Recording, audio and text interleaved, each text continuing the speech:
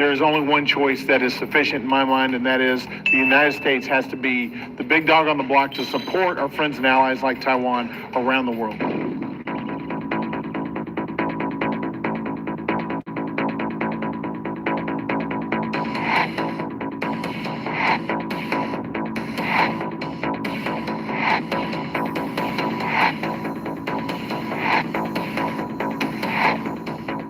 I think it is clear that Beijing's objective is certain, and that is to coerce Taiwan into submission. One way or the other, may be with or without firing a shot. I wouldn't put anything past them, and I think we've got to be very careful there. I do think that to help accomplish this goal, China and the CCP employs, no doubt, we've talked about it today, a wide spectrum of non-military tools, economic retaliation against trading partners, coordinated propaganda and disinformation campaigns, diplomatic pressure, targeted coercion of multinational corporations, a lot of things that you guys have talked about today. When Taiwan refuses to conform to, and we've got to take note of it, these actions are not isolated incidents. They're part of what I believe is an intentional strategy, how some of the diplomatic views of Taiwan have shifted over the years because of the pressure. You can look in the Western Hemisphere, and over the past decade, a number of countries have flipped their position on Taiwan because of the Belt and Road Initiative and what pressure China is putting on even countries in the Western Hemisphere to take their diplomatic positions. One of the greatest strengths of the United States is our economic diversity and our ability to recover economically, even if certain industries are encountering difficulties. One of the reasons for this is because our country has resilience just because of the sheer size. Taiwan doesn't have that size. How can we specifically help Taiwan build resiliency economically in those areas and others?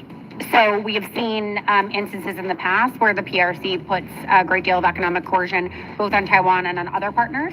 And the way that a partner generally withstands PRC pressure is to find alternative markets for its products. We can think about our ally Australia that put up with a great deal of PRC economic coercion over the course of years.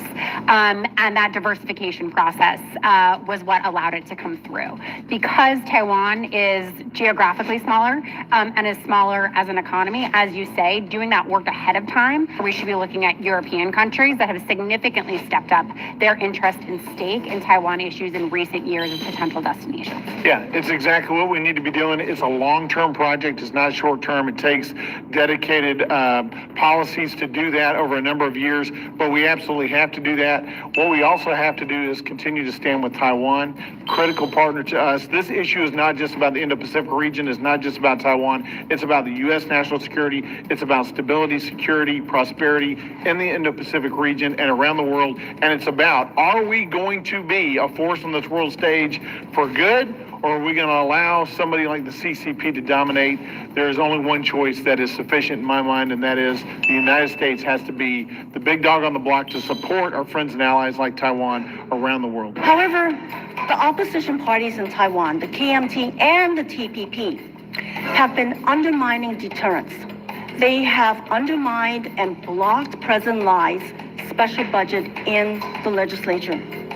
Does KMT secretly stand for Kill Me in Taiwan? Is it the Kill Me in Taiwan party?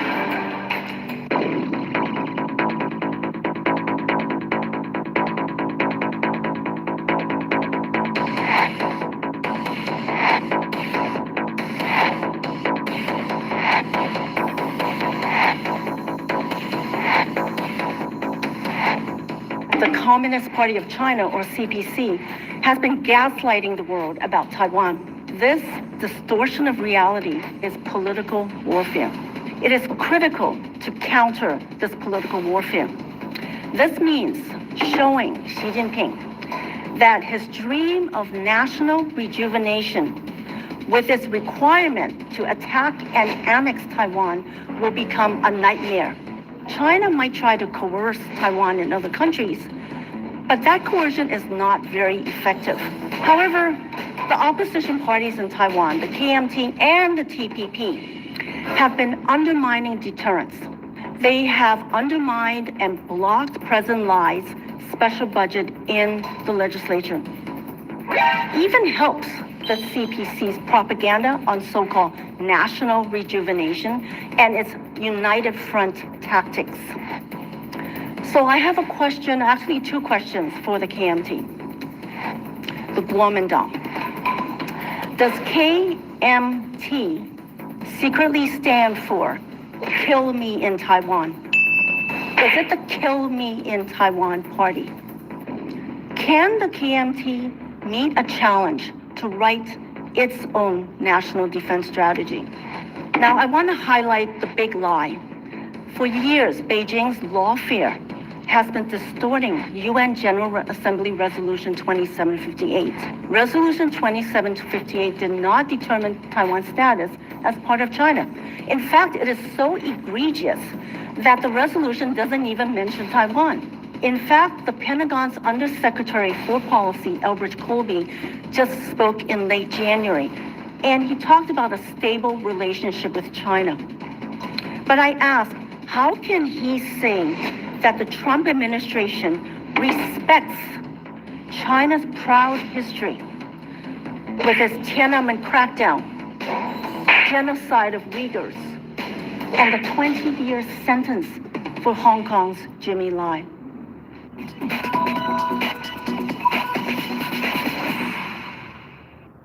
Hey, 老婆打10几个小时很休息，会。